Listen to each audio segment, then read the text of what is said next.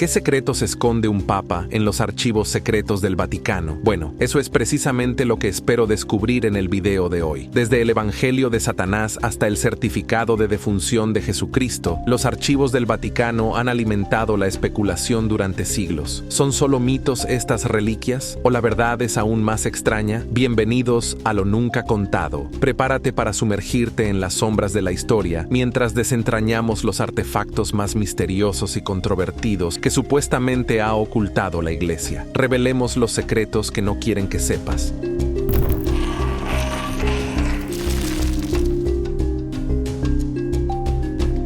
La mano cortada de Santa Catalina de Siena.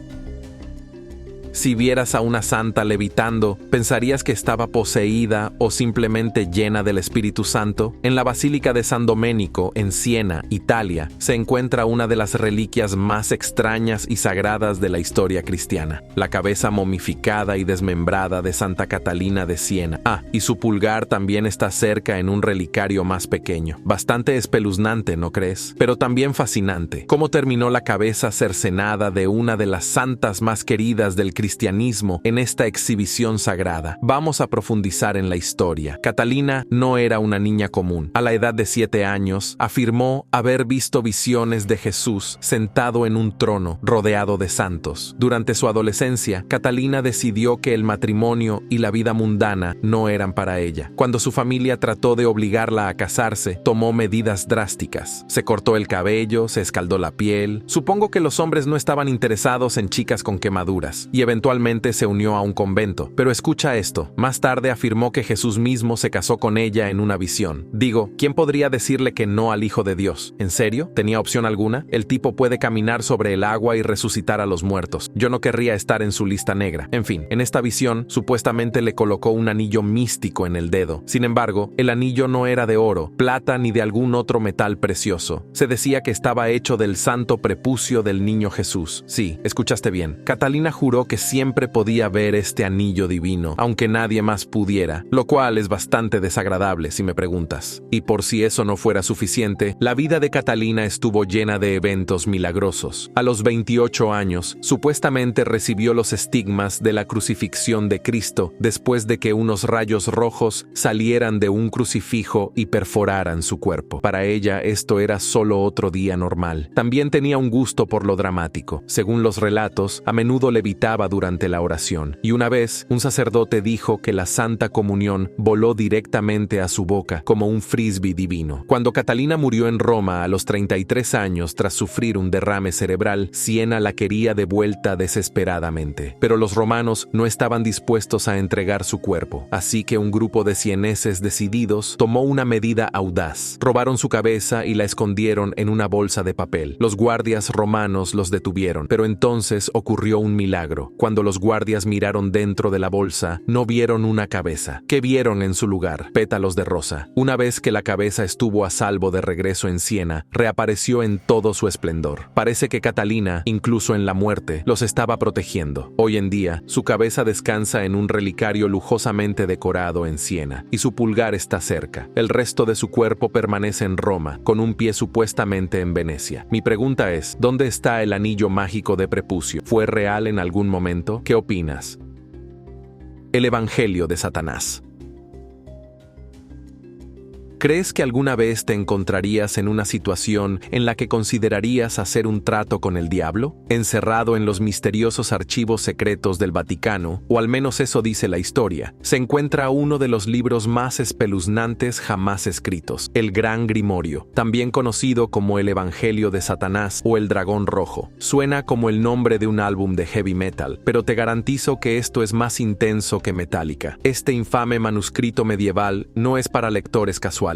Se dice que contiene instrucciones para invocar demonios, hacer pactos con el diablo y obtener un poder inimaginable. ¿Te atreverías a echar un vistazo a sus páginas? Escucha esto y dime en los comentarios si lo harías o no. Ahora, retrocedamos un poco hasta los orígenes supuestos de este libro. Según la leyenda, el Gran Grimorio fue escrito en el siglo XVI por una figura sombría llamada Honorius de Tebas. Honorius supuestamente estaba poseído por el mismo Satanás mientras lo escribía. El libro se rumorea que fue descubierto en el año 1750 en la misteriosa tumba de Salomón, vinculándolo al rey Salomón, quien era famoso por su relación con la magia y la sabiduría. Y para aumentar aún más el misterio, el texto supuestamente estaba escrito en hebreo bíblico o arameo, dándole un aura antigua y de otro mundo. Entonces, ¿qué hay dentro de este tomo prohibido? El libro está dividido en 4 partes, todas repletas de secretos ocultos. Estos secretos incluyen hechizos, rituales y, lo más infame, instrucciones para invocar a Lucifer o a su amigo Lucifuge Rofocale, el primer ministro del infierno. Según el texto, una de las herramientas clave para este ritual es una vara explosiva que suena como un sable de luz mágico, pero en realidad está destinada a someter al diablo. El libro incluso tiene una sección sobre cómo sellar tratos con demonios, con algo llamado el Triángulo de los Pactos. Para completar este ritual, el libro exige 2 velas benditas, una piedra mágica llamada emetil y una gran dosis de valentía. La persona que intente esto debe tener cuidado de no ser maldecida mientras negocia con el príncipe de las tinieblas. No sé, a mí no me parece que valga la pena. Este grimorio es pura maldad, así que tiene mucho sentido que esté encerrado en uno de los lugares más sagrados del planeta. Se supone que el archivo secreto del Vaticano contiene el manuscrito original, manteniéndolo lejos de los ojos del público. ¿Por qué? Para evitar que su conocimiento peligroso caiga en manos equivocadas. Bueno, o quizás la Iglesia está ocultando algo aún más oscuro. Nadie realmente conoce la verdad, excepto quizá el Papa y Dios. En el siglo XVIII, sin embargo, copias del libro llegaron al mundo durante el auge de los grimorios baratos en Francia. Puedes pensar en estos textos como las novelas románticas de bolsillo del ocultismo. Una versión del Evangelio de Satanás incluso llegó al Caribe, donde ganó popularidad en Haití bajo el nombre Le Véritable Dragon Rouge. ¿Podría ser esta la razón por la que el vudú es tan comúnmente practicado en Haití? ¿Tú qué opinas? Déjamelo saber en los comentarios. Así que, ¿es el Gran Grimorio una verdadera herramienta de magia oscura o solo una leyenda?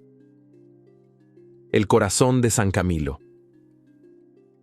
Si descubrieras que un vecino guarda órganos como recuerdos, estarías totalmente asustado, pero por alguna razón, la Iglesia puede hacer lo mismo y nadie dice nada. Porque es así. Hablemos de corazones, no del tipo que dibujas en tu cuaderno durante la clase de matemáticas, sino de un corazón real, uno tan extraordinario que se convirtió en una reliquia sagrada. Este corazón pertenecía a San Camilo de Lelis, un hombre del siglo XVI que no era un santo cualquiera, era un héroe del cuidado de la salud y un buen tipo en general. Incluso lo llamaban el gigante de la caridad. ¿Por qué? Porque cambió la forma en que la gente cuidaba a los enfermos, haciendo de la compasión y la dignidad el centro del cuidado de la salud. Su corazón, literalmente, se convirtió en un símbolo de esta misión. Nació en el año 1550 y no tuvo el comienzo más fácil. Digamos que no siempre fue un santo. Luchó contra la adicción al juego y tomó malas decisiones antes de cambiar su vida. Pero cuando encontró a Dios, su fe lo inspiró. Se dedicó a cuidar a los enfermos e incluso fundó la Orden de los Ministros de los Enfermos, también conocida como los Camilianos. Esta no era cualquier orden, eran como los SEAL de la compasión, dedicados tanto al cuidado físico como espiritual. Camilo creía que los derechos de los débiles no solo eran importantes, sino que eran el verdadero latido de la sociedad. A menudo les decía a sus seguidores, más corazón en esas manos. O en otras palabras, haz todo con amor, especialmente cuando ayudas a quienes lo necesitan.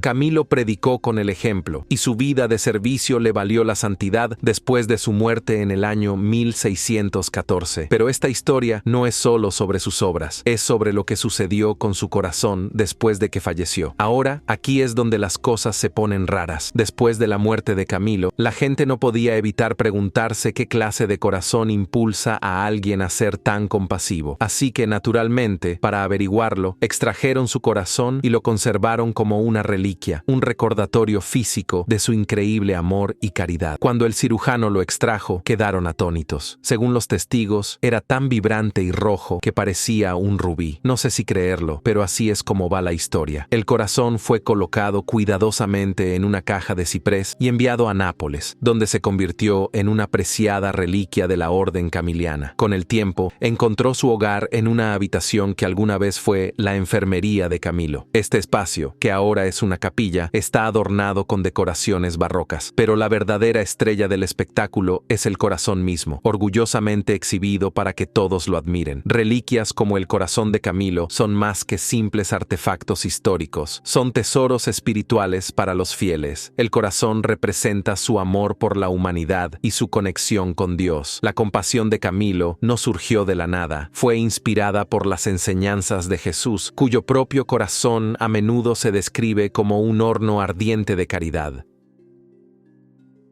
Las almas santas del purgatorio.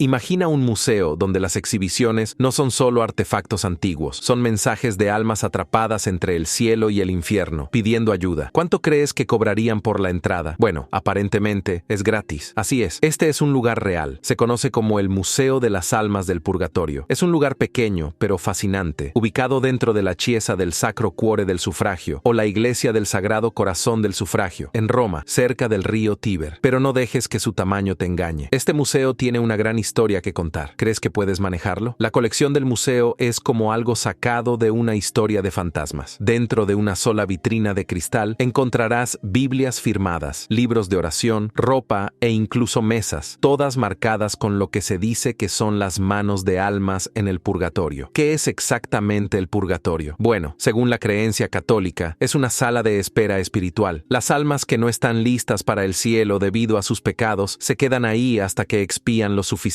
para ascender. Pero aquí está el truco. Necesitan oraciones de los vivos para acelerar el proceso. Entonces, ¿de dónde vino esta creencia? Aunque la Biblia no menciona el purgatorio, la idea ha existido desde al menos el siglo XI. La historia cuenta que un monje que regresaba de Tierra Santa le habló al abad Odón de Cluny sobre una extraña isla en la que terminó tras un naufragio. Un ermitaño que vivía allí describió un abismo ardiente, lleno de almas gritando y demonios, quejándose de que perdían almas cada vez que los vivos rezaban por ellas. ¿Qué demonios? Quiero decir, si alguien te contara una historia así, ¿le creerías? Suena como si estuviera un poco desquiciado. Patá Patadillo se inspiró en este relato, así que la Iglesia Católica hizo de la liberación de estas almas una prioridad. De hecho, el día 2 de noviembre se convirtió en el Día de los Fieles Difuntos, un momento para rezar por los atrapados en el purgatorio. Luego, a principios del siglo XX, un misionero francés llamado Victor Huet fundó el museo después de que un incendio dañara parte de la chiesa del Sacro Cuore. ¿Por qué? Porque el fuego dejó atrás una imagen chamuscada de un rostro que Huet creyó que era un alma atrapada clamando por ayuda. Después de eso, comenzó a recolectar otros objetos con marcas similares, y bada boom, bada bing, el museo nació. Pero, ¿estas marcas quemadas son realmente mensajes del más allá? ¿O son solo humo y coincidencia? ¿Y qué harías si de repente apareciera una huella de mano en tus cosas? Quiero escuchar tus pensamientos en los comentarios.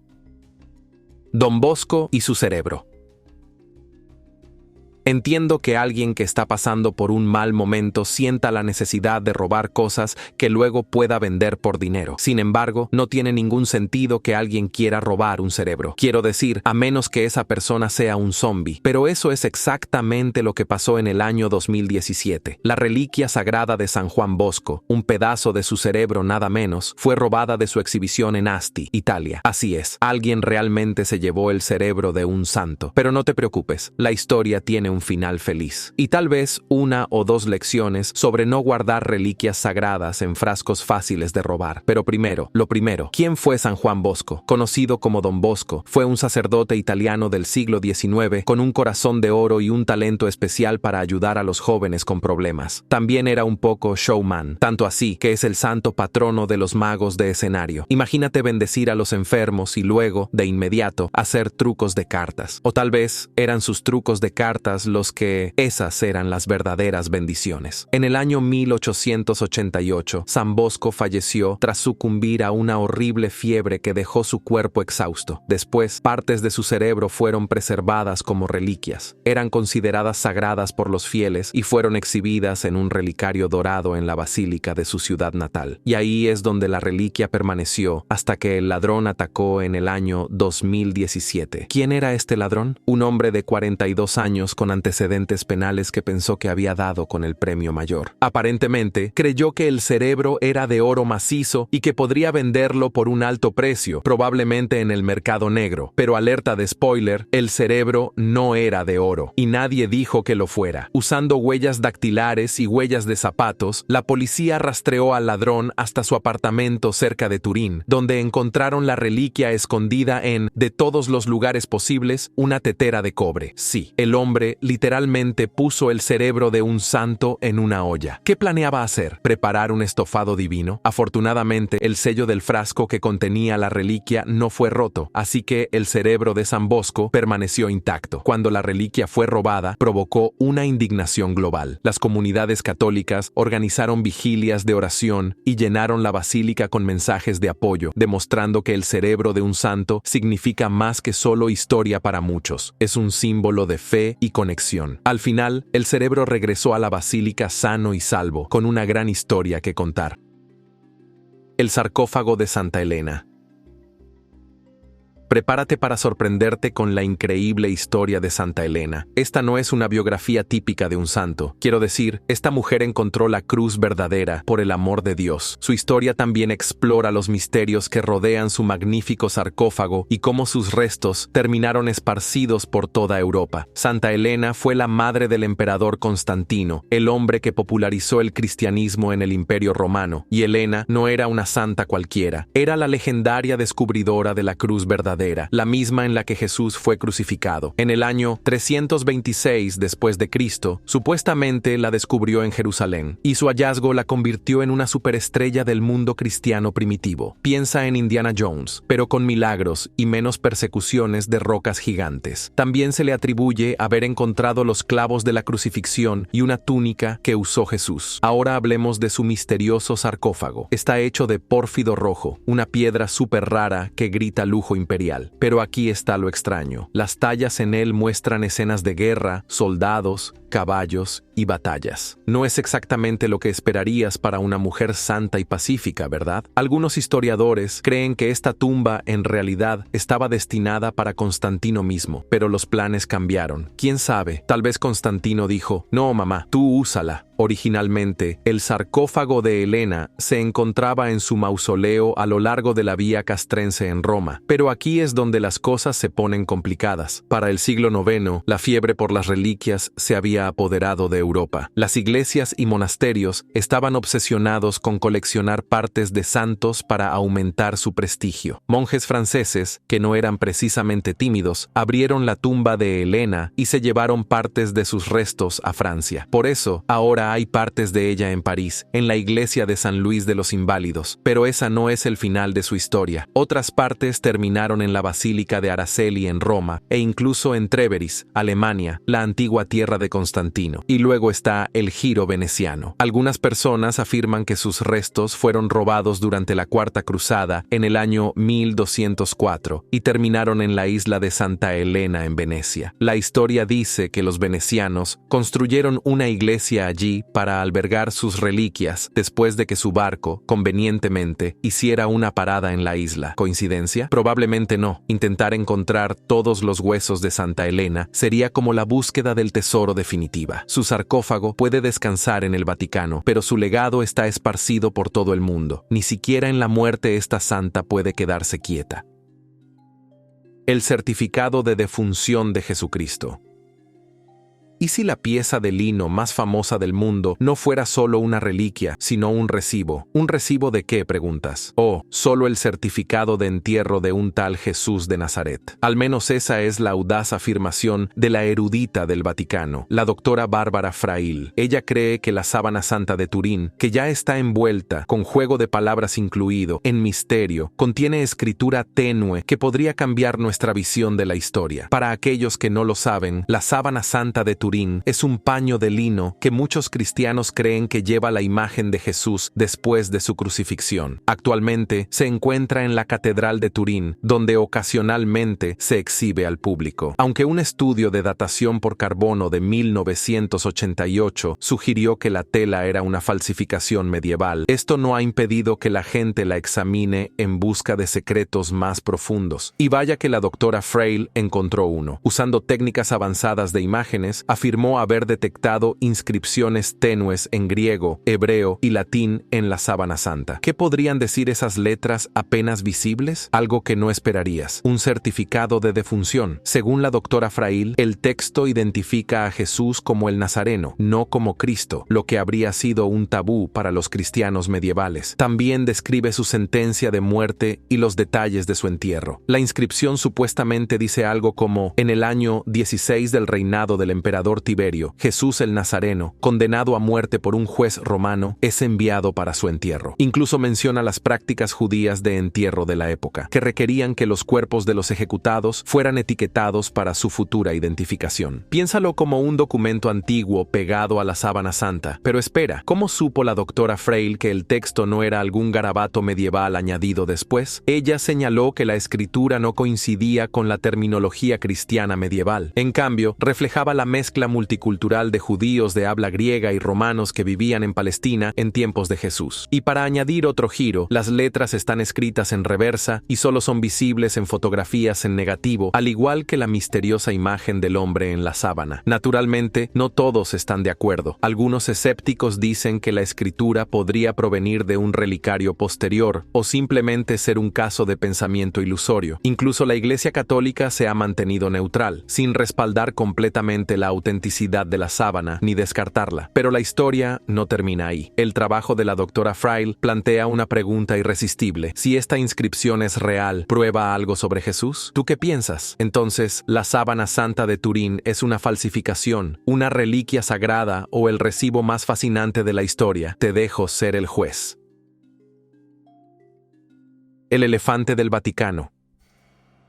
¿Sabías que la mascota favorita del Papa León X no era un perro, un gato, ni un pájaro? Number era un elefante, así es. Muy por debajo del patio del Belvedere en el Vaticano yace un esqueleto de elefante. Pero ¿cómo en el mundo terminó un animal nativo de tierras lejanas, enterrado en uno de los lugares más sagrados de la cristiandad? Abróchate el cinturón, porque esta historia tiene política, un paquidermo famoso y hasta un toque de escándalo. El elefante en cuestión, llamado Jano, fue un regalo del rey Manuel I de Portugal al Papa León X en 1514. En aquel entonces, regalar animales exóticos a los papas era el equivalente a enviarles el último modelo de iPhone, solo que los animales eran mucho más extravagantes y un poco más difíciles de cuidar. Manuel no solo estaba siendo generoso, estaba jugando ajedrez en un juego político de alto riesgo. Portugal quería la bendición del Papa para expandir su control sobre las rutas comerciales de especias hacia la India, lo que amenazaba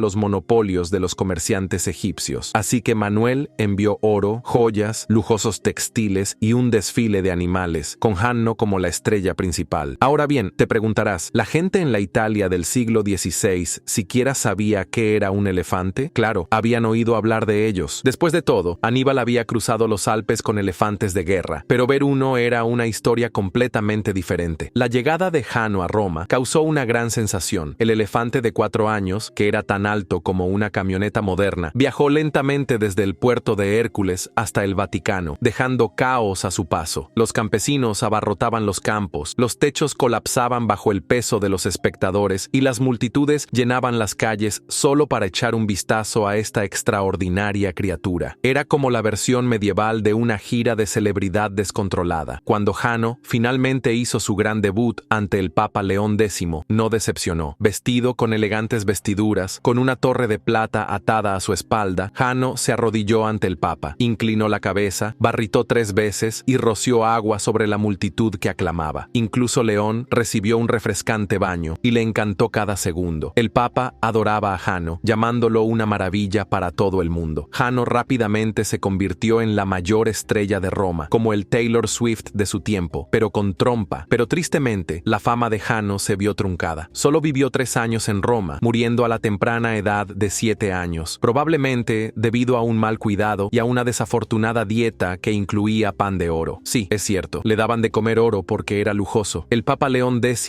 quedó devastado al enterarse de la noticia. Escribió un epitafio conmovedor e incluso encargó al legendario artista Rafael que pintara un fresco en honor a Hanno. Incluso en la muerte, Hanno recibió un trato de VIP. El recuerdo de este elefante vivió. Su entierro bajo el patio del Belvedere se convirtió en una peculiar nota nota histórica que fue redescubierta siglos después. Durante trabajos de mantenimiento en 1960, los trabajadores encontraron piezas de su mandíbula y un diente tan grande que pensaron que habían descubierto un dinosaurio. Resultó ser solo Hanno, aún descansando bajo el Vaticano. Sin embargo, sus colmillos fueron removidos en algún momento y supuestamente están almacenados en algún otro lugar. Pero, ¿dónde exactamente? Nadie lo sabe. ¿Podrían estar montados en las paredes del dormitorio de algún hombre santo? ¿Tú qué piensas? Hanno no era solo una mascota, era un símbolo de política, religión y la fascinación de Europa por lo exótico. Su presencia incluso se convirtió en material para críticas. Durante la Reforma, los seguidores de Martín Lutero se burlaron de la Iglesia Católica por su trato lujoso hacia el elefante, comparándolo con la veneración de santos y reliquias. Así que Hanno, sin saberlo, se convirtió en parte de las controversias de la Iglesia. Secretos alienígenas.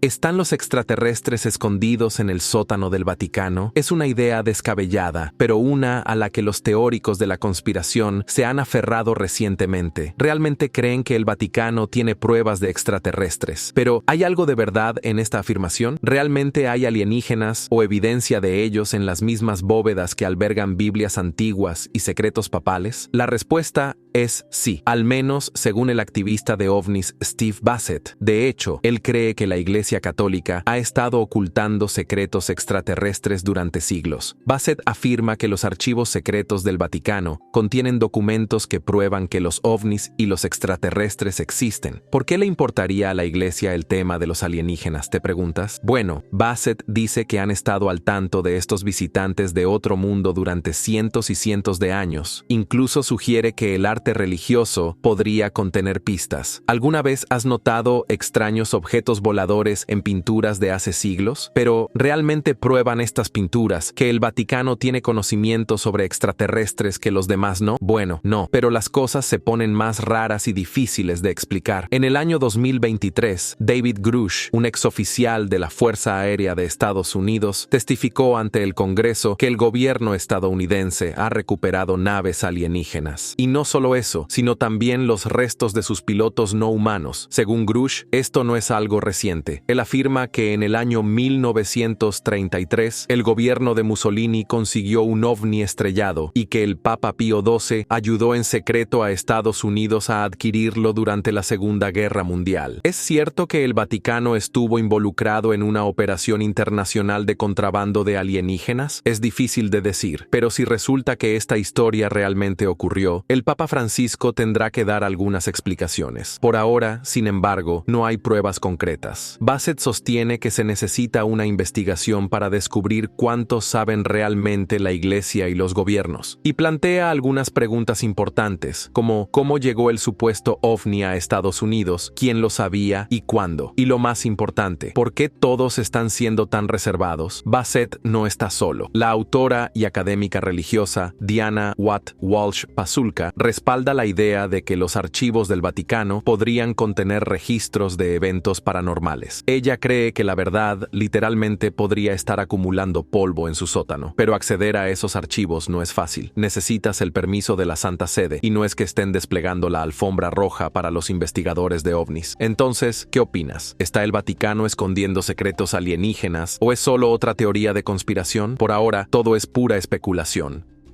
El diablo en los detalles.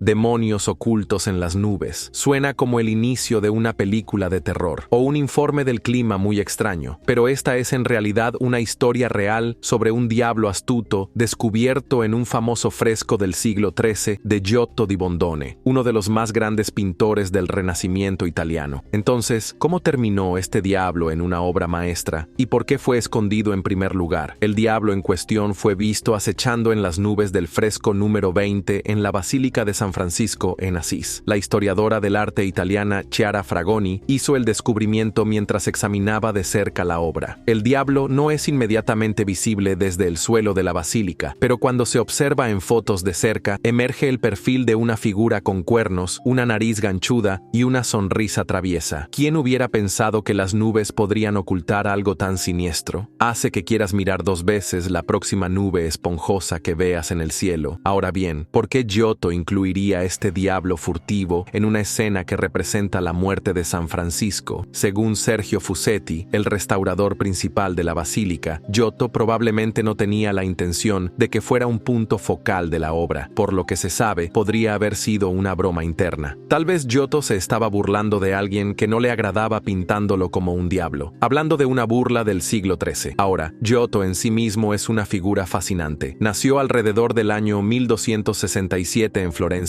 y es considerado uno de los pioneros del Renacimiento. Su trabajo introdujo técnicas de dibujo más realistas y posturas naturales, rompiendo con el arte rígido y plano de los siglos anteriores. Giovanni Villani, un cronista de la época, elogió a Giotto como el maestro supremo de la pintura de su tiempo. Eso es como ser llamado el LeBron James del arte medieval. Si bien El diablo en las nubes añade algo de drama a la obra maestra, en realidad hay cierto debate sobre si Giotto pintó el fresco en absoluto. Algunos expertos en arte argumentan que el estilo en los frescos de Asís no coincide con sus otras obras, como la mundialmente famosa Capilla Scrovegni en Padua. Entonces, ¿fue este diablo obra de Giotto o de otro artista travieso? Nadie lo sabe, al menos en el mundo de los vivos. Dato curioso, Giotto no solo pintaba, también diseñó el icónico campanile, el campanario de Florencia. Claramente, tenía un don para dejar su huella, ya fuera en catedrales impresionantes o con demonios ocultos en las nubes. Así que la próxima vez que admires una obra de arte, échale un vistazo más de cerca. Nunca sabes qué secretos podrías encontrar escondidos en los detalles. Si alguien se colara en los archivos secretos del Vaticano para descubrir la verdad sobre algo que la Iglesia ha estado ocultando, ¿crees que estaría justificado en hacerlo? Déjame saber qué piensas en los comentarios.